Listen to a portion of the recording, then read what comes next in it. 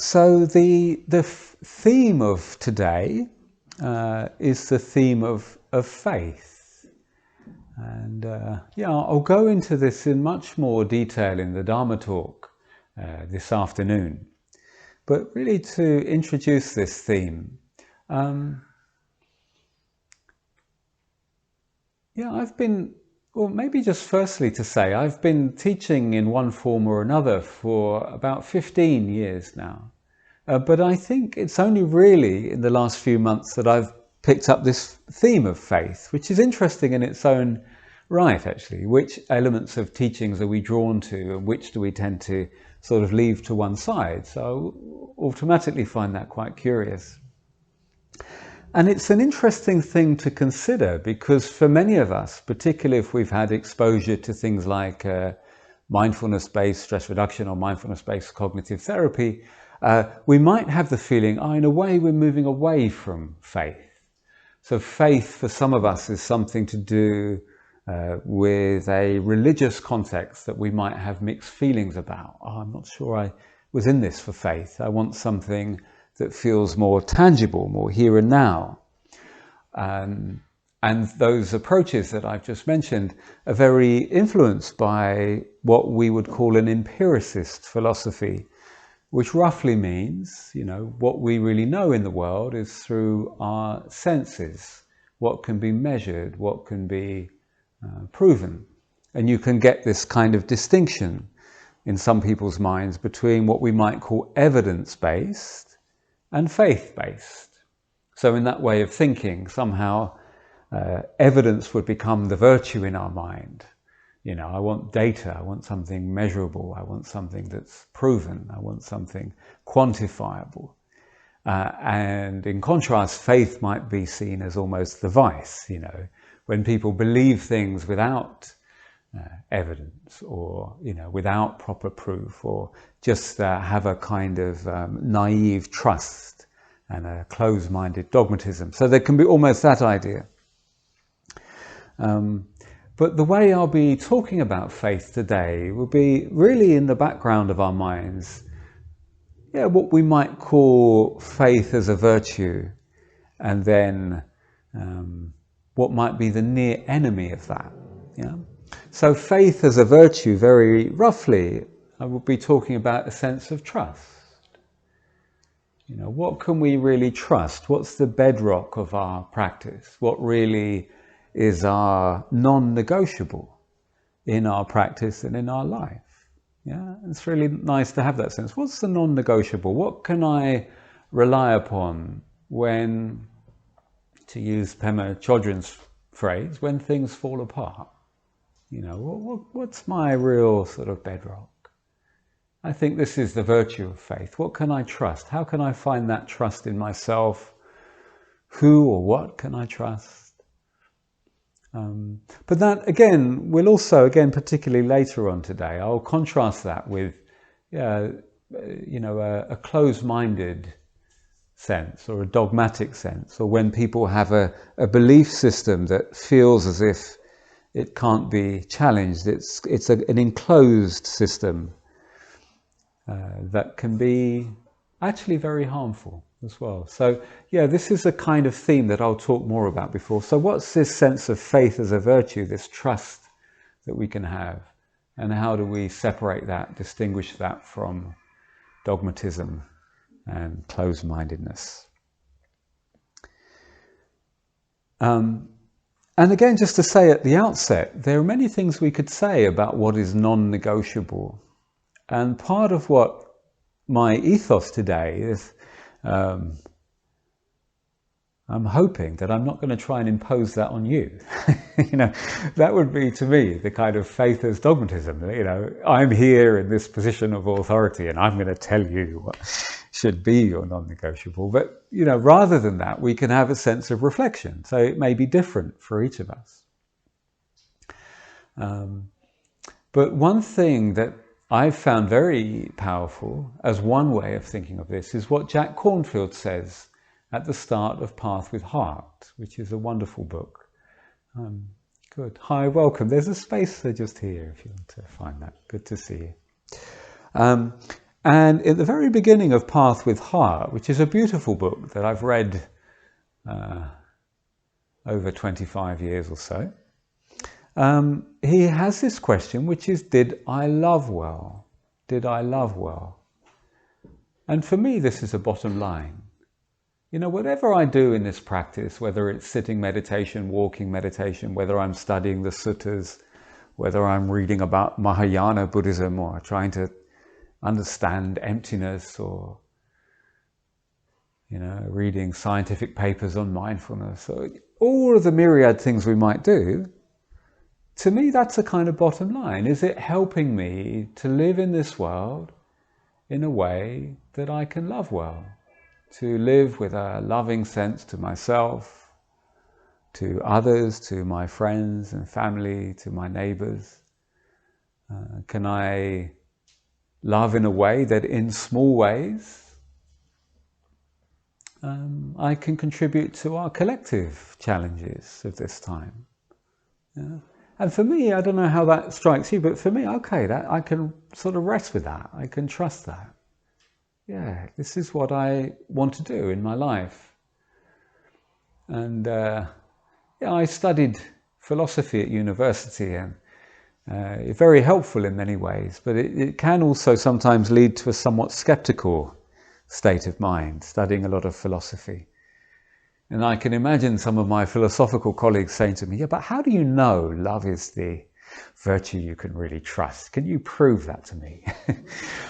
But I would say, well, actually for me, this is my bottom line. I'm happy to take this as what we would say in maths as an axiom. This is my starting point. And that's fine. I'm happy to say, in a sense, there is no further justification for that. And that's when you reach your point of faith, if you like. What for you is non-negotiable. The philosopher Wittgenstein actually says this, that all explanations must come to an end. I mean, you know, a little bit like a child who always says, why, you know. Why does this work? But why? Why does this work? But why? Why does this work? But why? And we can't go on like that infinitely. There is a point where we have to say, well, for me, this is my starting point. So it might be love. It might be love. In the Buddhist teachings too, actually for me now, I've realized that the 4 Brahma Viharas, which is expanding a bit from this sense of love, are also a non-negotiable bottom line. You know, I just feel that's how I want to live, with friendliness, compassion, joy, and equanimity or balance of mind. I like this. Again, possibly partly because I've got this philosophical sense. You know, on those days when I feel maybe full of doubt, do I understand this teaching? How does that relate to that? This all sounds complicated. You know, what's the best Pali translation of this Pali word? All of those things can take me to a lot of doubt. You know, I don't really know. What happens after death? It's another one, can take you to a lot of doubt. You know, hard to be certain of that, isn't it? But yeah, the Brahma Viharas. That's how I want to live, with friendliness, compassion to suffering in myself and others, joy in terms of, you know, today, noticing the blue sky. Birds we can hear. Feels wonderfully quiet this morning, hey? Given we're in the middle of London. Amazing.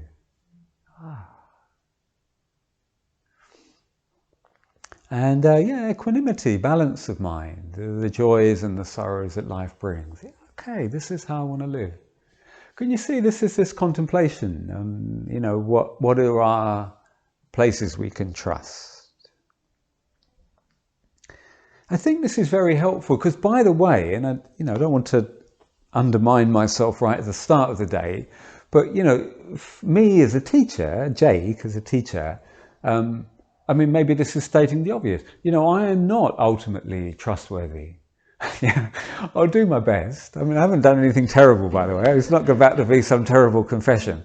But, that's where we get into difficulty, I think, in our practice. When, there might be a particular teacher, say, that we think, this is the person, That's always a bit more shaky.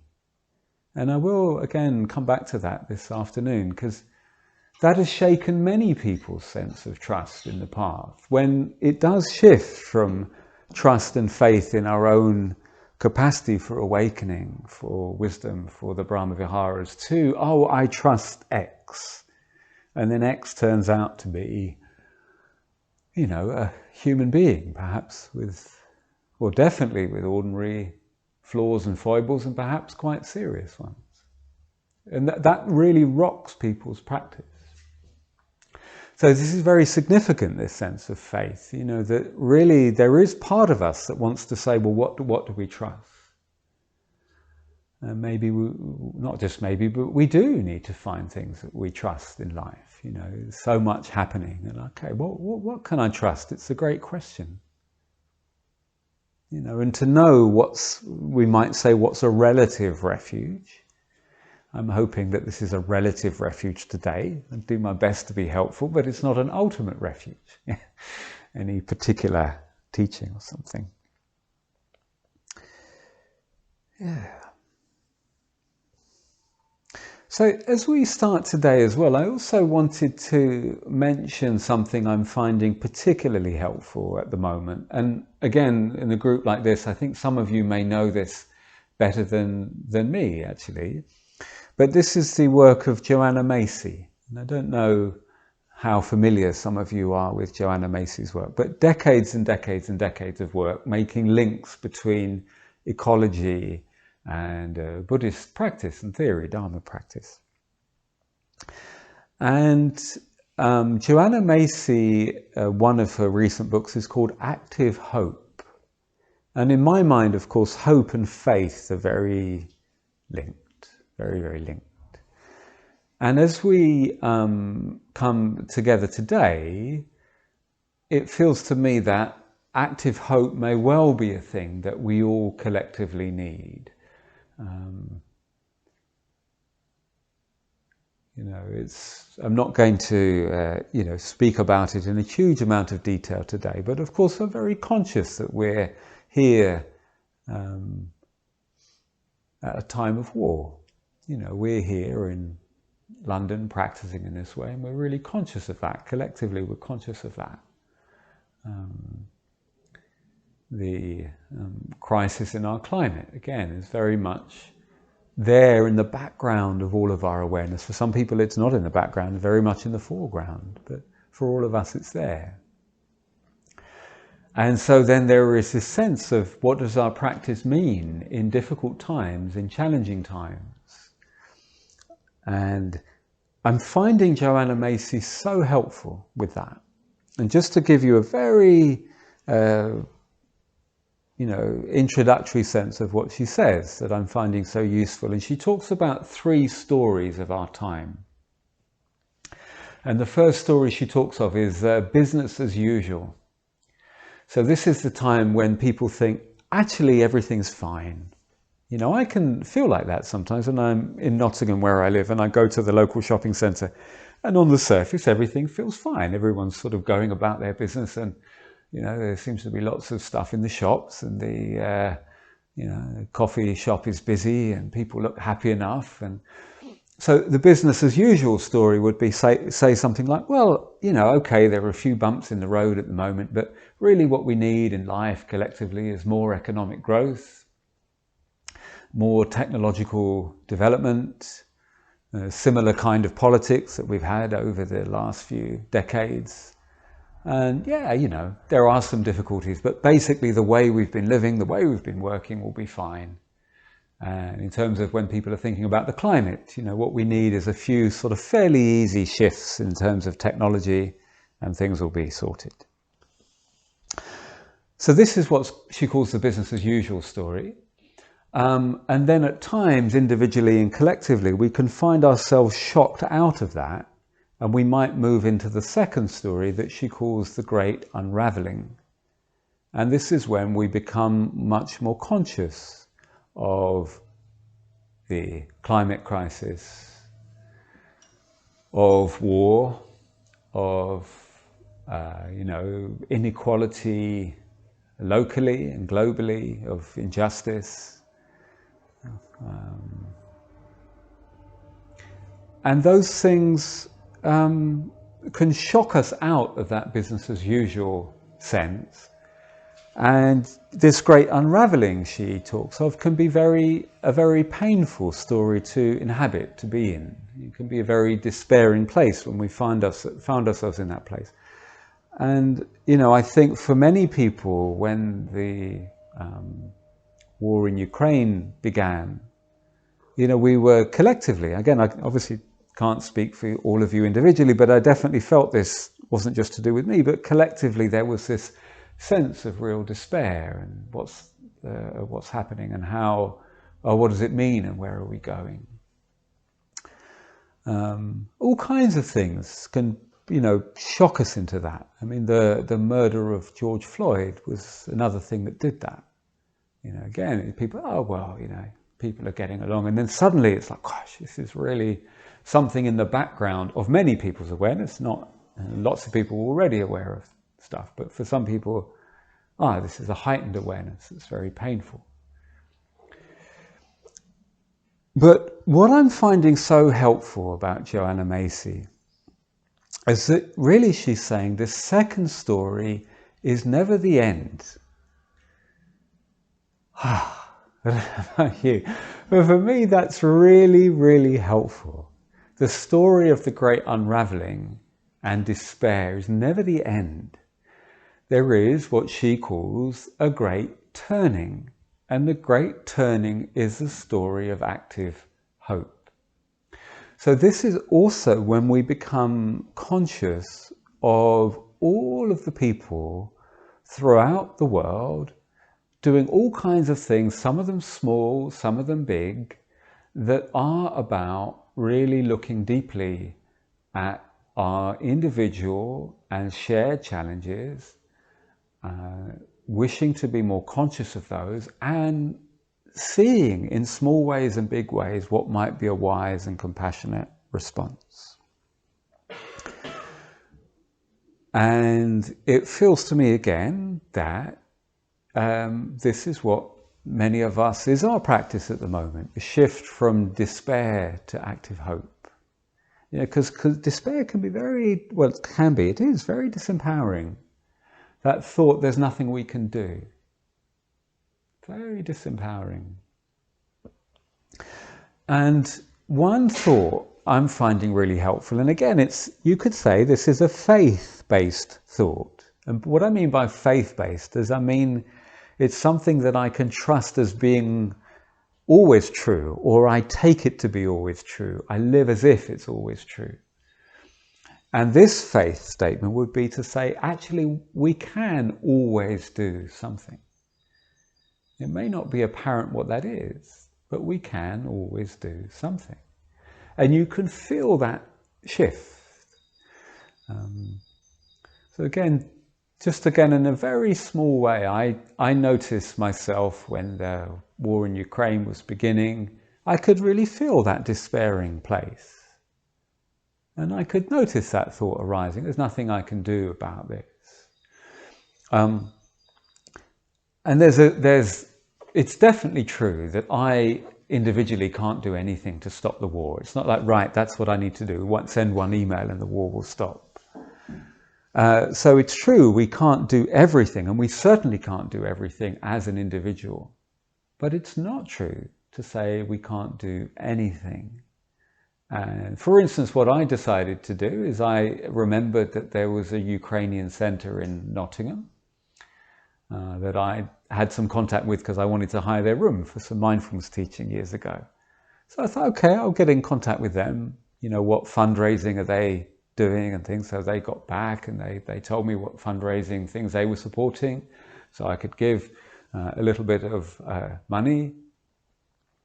And I noticed that particular fund, after quite a short time, had raised £1 million. Now again, it's not everything, that won't stop the war, but it's also not nothing. Makes sense. And may well, I hope and trust, again, Hard to know exactly, but that will make life better, perhaps, for many of the refugees. Yeah. And also, again, it may sound a small thing, but I was at least happy with the thought that the person who's working for Nottingham Ukrainian Centre is getting an email of support. Now that, even then, that has an effect. They're there going through this enormously painful thing, and they're thinking, okay, so other people in this city also care. And it's just a small shift. But sometimes, I mean, who knows how small a shift it is. I've had days, I don't know if, I imagine many of you have too, where one kind thought makes a huge difference. You know, when we're having a really tough day and it feels like the world is against us, and one person doing a kind thing, it can shift the mood. It's really quite extraordinary to see. So this to me is again about faith. It's like that shift from there's nothing I can do, it's all too hard, to acknowledging, yes, it's true, we can't do everything. And it's also true that there are countless painful, difficult things in the world that would be very trite of me to sit here and say I have the answers to, because I don't. But what I do feel is like, there is something we can do. And that's this place of active hope, that's this place of faith that I think our practice is supporting us to find. So just as if you like, a framework, those three stories: business as usual, the great unravelling, which can lead us to feeling a lot of despair, but the possibility at least of this third story of active hope, of renewal, is, I think, as a framework, is so helpful, because even if we can remember that in the hard times, even if we find it difficult to find that place, we might know it's there. And also, just to finish saying this, again, this is also really leads me back to faith, is that for me, that third story is unconditional. And what I mean by that is that it's a hope that isn't fixated on a particular outcome. It's not, so what, let's see if I can really get to this. Hope fixated on a particular outcome is unsteady and unstable. And when we read the latest reports on all kinds of things, it could shake that. But faith and hope as an unconditional virtue is really saying, whatever's going on, and no matter how tough things seem, it's always worth doing what we can to live with beauty, with compassion. It's that shift. It's not conditional. It's not conditional. And I've even had this thought, and again, if it's not a helpful thing to say, or we all say this as teachers, please leave it to one side. But, you know, as a thought experiment, yeah, imagine if you or I were the last person alive, even if things were so bad that here we were the last person alive. And this is a faith statement for me. I think it would still matter how we live. And again, my philosophical friends could say, why? What's the point? But it's something actually about our practice being, can we manifest beauty? Can we manifest compassion? Can we manifest love in whatever circumstances we are? And when that's a bottom line, it's not saying, can we achieve or not achieve a particular outcome? That's always doubtful. Makes sense. It's always doubtful. But we can feel, yeah, this is what it's like. Again, this is what I'm here on earth for, is to do this as best as I can. And I'll do that no matter what. I'll do that no matter what. And people can find this place, you know. I'll talk later today about the Dalai Lama and Desmond Tutu. I don't know if you saw their beautiful film, you know. it's possible. In apartheid South Africa, people could find this place of hope and faith. For the Dalai Lama, to be exiled at a young age, to have all that responsibility and loss, and to live as beautifully as he's done. It's possible.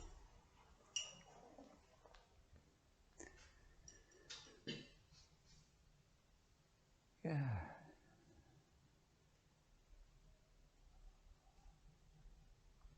And I always hesitate to share this because I think it's so poignant, really. But even Viktor Frankl, who you may know, who lived through the concentration camps, even there, he said, you could find people who responded with faith, with hope, with love, even in the most despairing circumstances.